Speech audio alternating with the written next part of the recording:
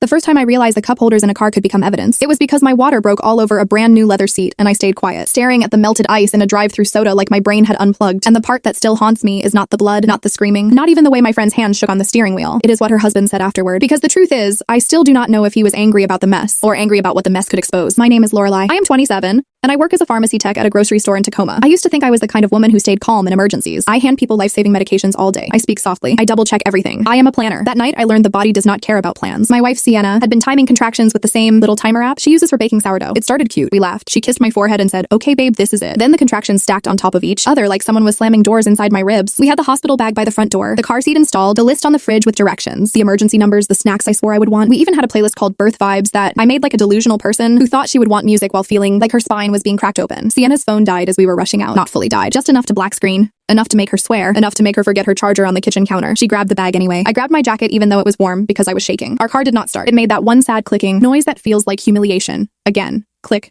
Again. Click. Sienna stared at the dashboard like she could shame it into working. I could hear myself breathing too fast. I could smell my own fear, sharp and sour. "Okay," Sienna said, forcing calm. "Okay, we call a rideshare." Her finger hovered over the app on my phone and then froze. There were no drivers nearby. It was late. It had been raining, and apparently the whole city decided tonight was the night to go out. The contraction hit and I bent forward, gripping the edge of the counter so hard my knuckles turned white. I heard myself whisper, "I cannot do this in the house." Sienna's eyes went glassy. She was trying not to panic for me. That was the thing about her. She always tried to be the steady one. Then my phone buzzed, and I saw a message from my friend Waverly. I had not texted her. I swear I had not. But Sienna must have sometime earlier while I was in the bathroom trying to breathe through a contraction and pretending I was fine. "Waverly, I am awake. Do you need a ride? I can be there in 10. Waverly lived 15 minutes away, but she drove fast when she was nervous. She always did. She is 31, a project manager, the kind of woman who has color-coded calendars and a backup plan for her backup plan. She is also the kind of woman who buys a brand new car and keeps it spotless like a museum. When I tell you that mattered, it mattered. Because Waverly's car was not just a car. It was her pride. It was her reward. It was the thing she bought after years of saving. After her husband Thayer kept saying, "Not yet. We should wait. We should be careful." She finally did it anyway. I remember her face when she showed it to me, smiling like a kid. I remember her saying, "I did this for me." She pulled up in front of our house with her hazards blinking, rain glittering on the hood. She got out in sweatpants and a hoodie, hair in a messy bun, eyes wide. "Okay," she said, breathless. "Okay.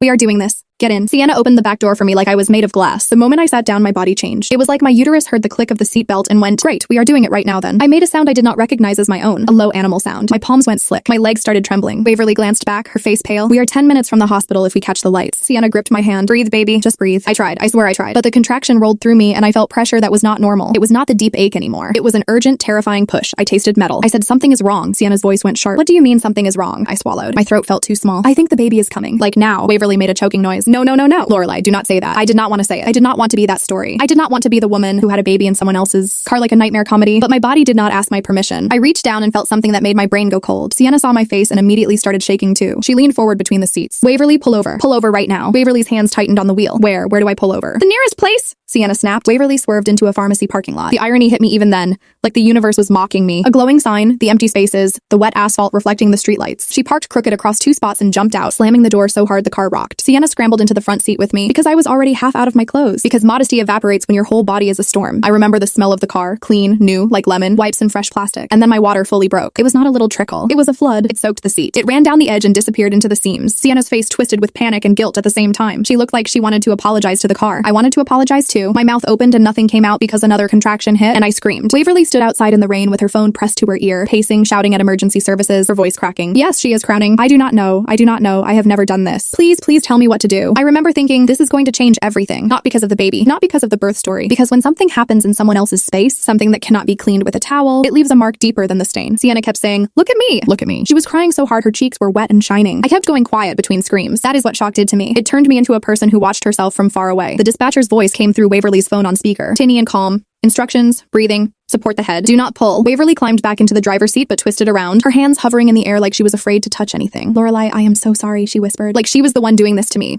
That was the first twist, honestly. In the middle of my own emergency, I felt responsible for their comfort. I felt ashamed that my body was messy. I felt guilty that I was ruining something of hers. I pushed. I felt the burn. I felt the slip. And then there was a sound that was not screaming or rain or the dispatcher. A baby crying. Sienna sobbed like her heart cracked open. "She is here. She is here." Waverly covered her mouth with both hands and started crying too. Silent, shaking tears that made her shoulders jump. For a few seconds, it was beautiful. It was raw and real and human. 3 women in a dark parking lot, exhausted and terrified, holding a brand new life. Then the paramedics arrived. Bright lights. Doors opening. Questions. Blankets. They lifted me onto a stretcher. They asked my name. They asked my wife's name. They asked if I had any complications. They asked if the placenta delivered. I answered like a robot. Before they loaded me into the ambulance, I turned my head and saw Waverly's front seat. There was blood. There was fluid. There were smears where my hands had grabbed. The leather looked darker in patches, like bruises. I remember Waverly standing there soaked, staring at it with a strange expression. Not anger, not disgust, something like fear. And I did not understand it at the time. Quick real life pause. When I am editing these late at night, I get tired, and your comments are what keep me going. Hit like, subscribe, and tell me your city, state, or country. Alright, now let me take you back. Because what I left out, what I did not realize until later, was that Thayer had been tracking that car like it was a heartbeat. Waverly's phone buzzed while the paramedics were still talking. She glanced down once and her whole face changed. Sienna noticed too. What is it? Waverly swallowed. It is him. My stomach dropped even through the exhaustion. Your husband. She nodded, staring at the screen like it might bite her. Sienna, always trying to be polite even when her hands were shaking, said, text him we are sorry. Tell him we will pay for whatever. Tell him thank you. Waverly's eyes flicked up wet and wild. He is not going to care about thank you. That was the second twist. Not the anger part. I expected anger. It was the way she said it, like she was warning us about something bigger than a dirty seat. Why? I croaked. Waverly did not answer. She just typed, fast, too fast. Then she turned her phone away from us, like she did not want us to see. I should have insisted, but I was holding my newborn against my chest, my body shaking from adrenaline, my wife kissing my forehead and whispering, we did it. In that moment, I thought the worst part was over. I thought the biggest problem would be money, cleaning, awkward apologies, maybe a few weeks of weirdness. I had no idea that within a day, Thayer would turn that night into a weapon. And I had no idea the quietest revenge I would ever take would start with me saving one simple screenshot. I woke up in the hospital to the soft beep of monitors, the smell of antiseptic, and my wife's hand wrapped around mine like she was anchoring me to the planet. My daughter was asleep in the clear plastic bassinet beside the bed, tiny fists tucked under her chin. For a few seconds, I let myself pretend that the outside world did not exist, that all that mattered was this warm room and the steady rise and fall of her chest. Then my phone lit up. A long text from Waverly. It was not even really from her. I could tell by the way it was written, stiff and sharp and strangely formal, like someone had put a hand over hers and squeezed. It said that her husband was extremely upset, that the car was a mess, that they needed time, and that she could not handle communication right now. It ended with a sentence that made my stomach twist. Please do not contact me for a while. I stared at the screen until the letters stopped looking like letters. I felt the same cold quietness from the parking lot crawl up my throat again. Sienna leaned over, reading my face before she even read the message. She touched my cheek with her thumb. Hey, we can fix this. We will pay for cleaning, whatever it is. I swallowed. My throat hurt like I had been shouting for hours, because I had. I know, I whispered. I know. I just did not think she would block me. She never blocks anyone. Sienna's eyes hardened.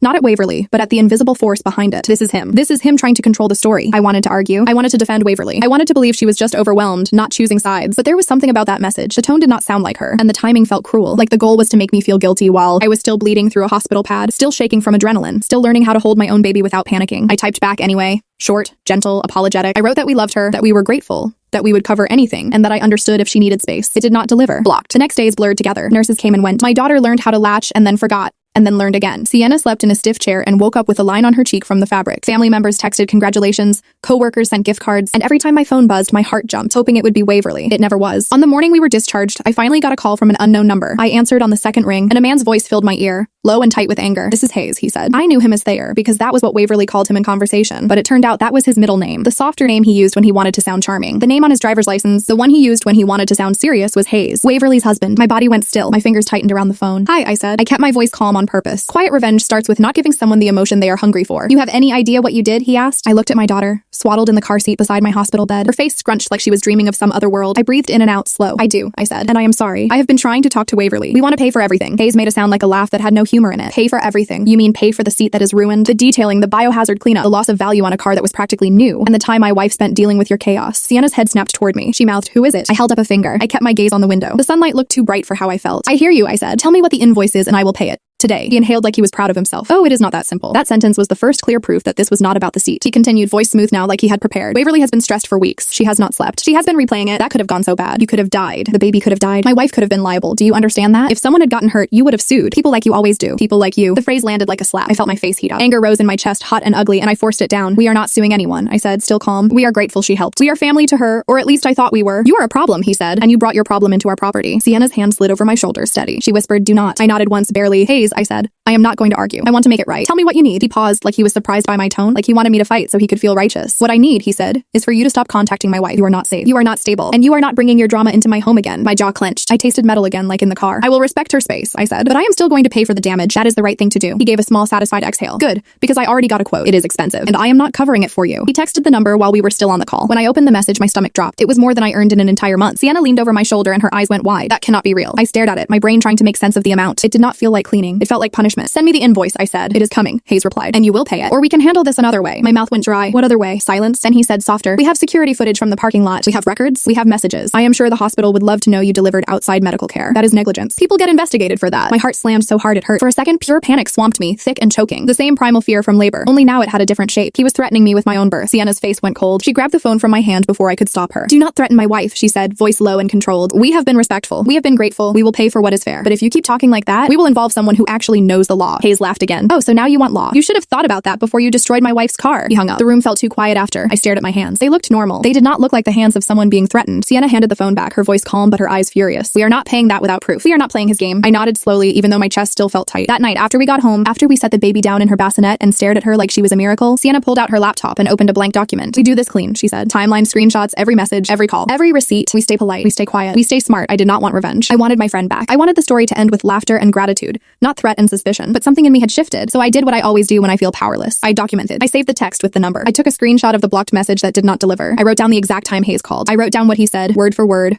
while it was still fresh and sharp. Then I made one decision that changed everything. Instead of paying him, I called the detailing company listed on the quote. A woman answered, cheerful. I asked if they could explain the breakdown. The line went quiet for a beat. Then she said, ma'am, that number you have, it is not an invoice. It is an estimate template. It is not assigned to any client. There is no appointment scheduled under that name. My skin went cold. I asked her to repeat it. She did, slowly, patiently, like she could tell my world had just tilted. Sienna leaned over the speaker, eyes blazing. She mouthed he made it up. I thanked the woman, hung up, and sat at our kitchen table with my postpartum body aching, my newborn sleeping in the next room, and a quiet fury spreading through me like ink in water. Hayes was not asking for repayment. He was building a story, and I finally understood what Waverly's face in the rain had meant. She had not been afraid of the mess. She had been afraid of what her husband would do with it. I did not sleep. Not because the baby kept waking, though she did. Not because my stitches hurt, though they burned every time I stood. I did not sleep because my brain kept replaying Hayes' voice, that smooth threat wrapped in fake righteousness. And because every time I closed my eyes, I saw Waverly's face in the rain, staring at her own seat like it was a crime scene. Sienna made tea and slid it across the table to me. I did not drink it. My hands were shaking too much, and I was scared I would spill and start crying again for no reason. We do not poke him, Sienna said softly. Not yet. We do it in a way where he cannot twist it. I nodded. My throat felt tight. What if he tells her I am lying? Then we bring proof that does not require her to trust us, Sienna replied. We keep it boring. Boring is powerful. Boring is powerful. That became my whole strategy. The next morning, I called the hospital social worker and asked one careful question. Not a dramatic question, not an accusing one. If someone threatens you with a report after an emergency birth, I said, keeping my voice neutral, is that a real thing I need to worry about? The social worker sighed like she had heard versions of this too many times. She told me what mattered and what did not. She said emergency births happen. She said no one investigates you for giving birth faster than an ambulance can arrive. She said people use fear when they want control. When I hung up, I felt something settle inside me. Not relief. Something firmer. Sienna watched me set the phone down. Okay, she said. What is the next boring step? I opened the note on my laptop titled Timeline and started typing like I was clocking in at work. Date, time, call, message, block. What was said?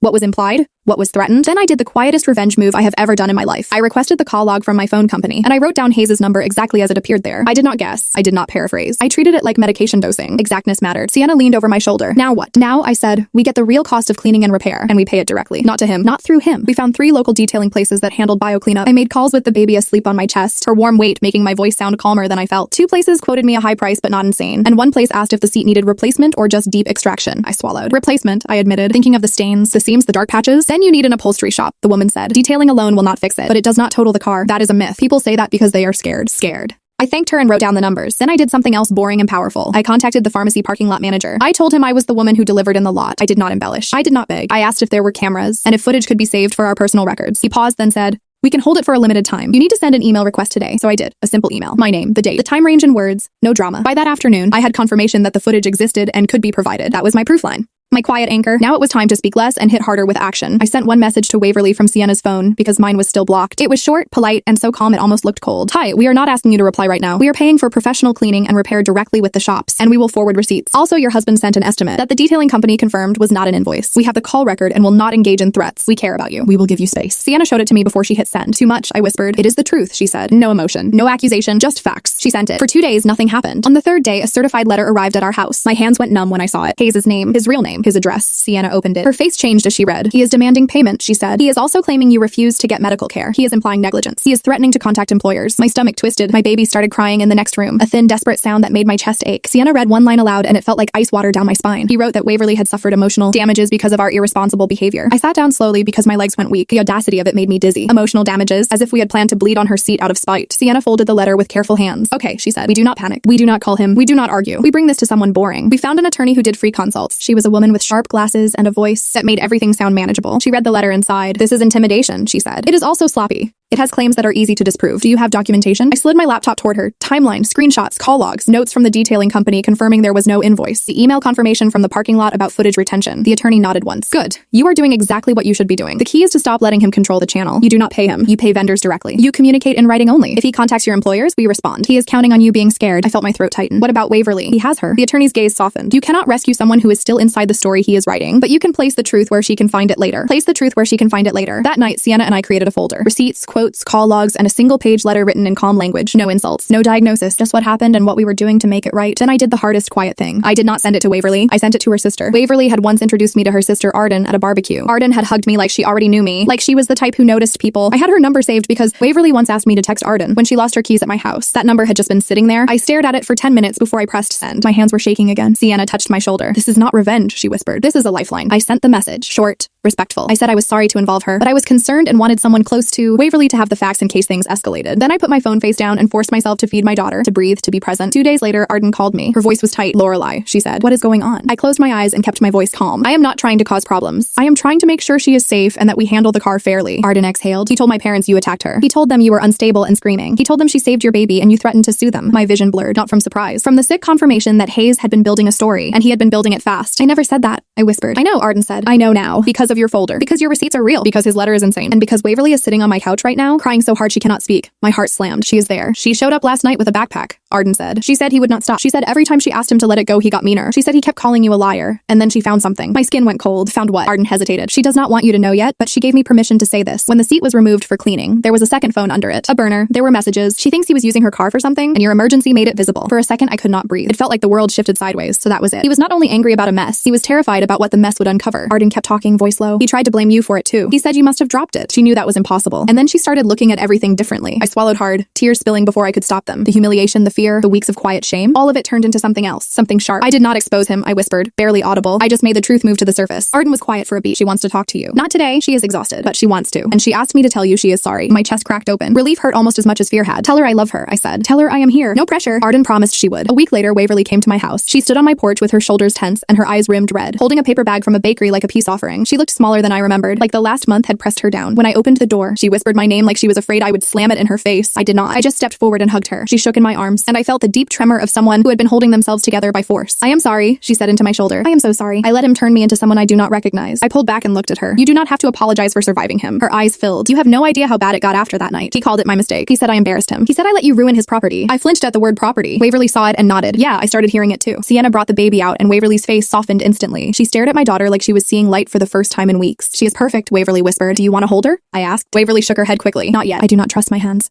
We sat at the kitchen table, the same place where my fury had spread like ink, the same place where I had built my quiet proof line. Waverly looked down at her fingers. "He made up that estimate," she said. "It was not a question. It was a statement of shame." "Yes," I replied gently. She nodded. "He wanted you scared. He wanted me loyal. He wanted control." Sienna's jaw tightened. She said nothing, and I loved her for it, speaking less, hitting harder with presence. Waverly took a shaky breath. "I left. I filed paperwork. My sister is helping. I am staying with her for now. The car is getting repaired. The shop found the phone. They gave it to me. I have saved everything." I leaned forward. "Do you need anything from us?" Waverly finally met my eyes. "I need you to forgive me slowly. I do not deserve it quickly." My throat tightened. "Okay," I said. "We will go slow." She flinched like she expected me to demand more. I did not, because the best revenge was not screaming. It was refusing to become the monster he kept describing. We paid the real vendors directly. We replaced the damaged seat cover. The car was not totaled. It never was. The world did not end. The receipts sat neatly in our folder, boring and solid. Hayes sent one more message, a short one, trying to sound wounded. He said Waverly had been manipulated. He said we were breaking up a marriage. I did not respond. Sienna did. She sent one sentence and attached one document and nothing else. "All communication will be through counsel. Please do not contact us again. No insult, no fight. Just a closed door." After that, silence finally came. Months later, when my daughter laughed for the first time, Waverly was on our couch. She had a new apartment key on her ring and a softness in her face that I had not seen in years. She still did not love driving her car, so she took the bus most days. She said she liked watching people. She said it reminded her that the world was bigger than one man's anger. I watched her tickle my daughter's toes,